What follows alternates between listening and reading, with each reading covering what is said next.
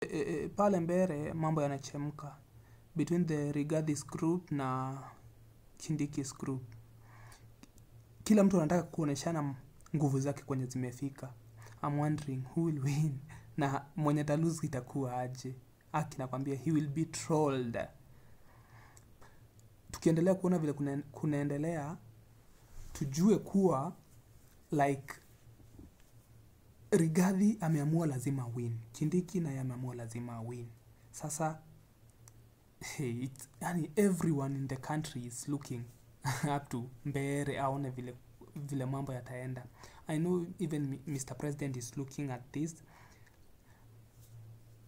Let's see what will happen.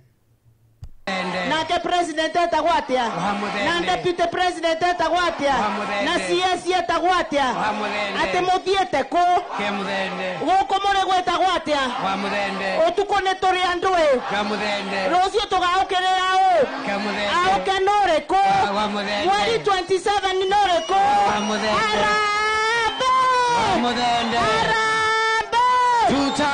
sasa nataka kuona Bwekzenza deputy president wetu Kithure Bwekze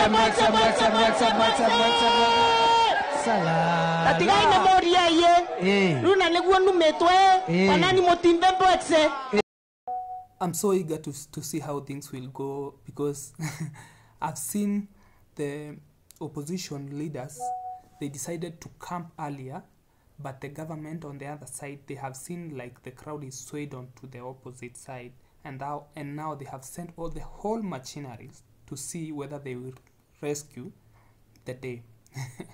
Let's see how it will go, because today they have been throwing words to each other. Let's see.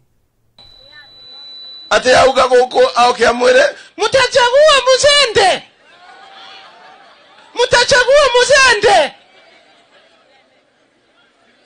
Tuambie Kindiki, tuambie huyu soprano kitu.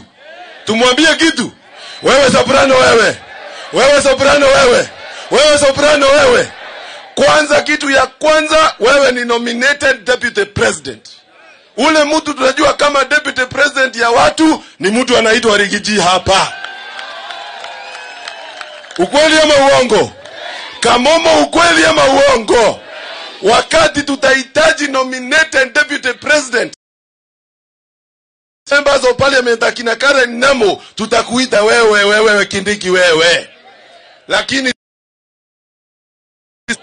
atuache ama asituache? Aachane na sisi.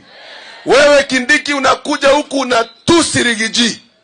Wewe Rigiji si rika lako bwana. Rigiji ni rika ya Kindiki kweli? Mwambie unatusi aje mtu alichaguliwa na watu ya Mount Kenya? Ni mtu umenominatiwa na Kasongo. Uko under Faruk Kibet. Wewe unafanya kazi under Faruk Kibet. Alafu unakuja huku mbele kutupea lectures. Ati kwa sababu umetumwa na pesa. Hiyo pesa nizo kuniambia sasa ishio bai.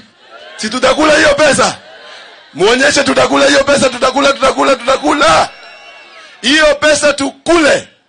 Lakini 27th tumufanye ile aibu.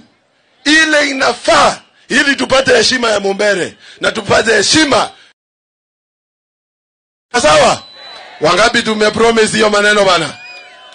Na nienda toka atara kura shia Karish. Avanegu kwenda polling station shia no.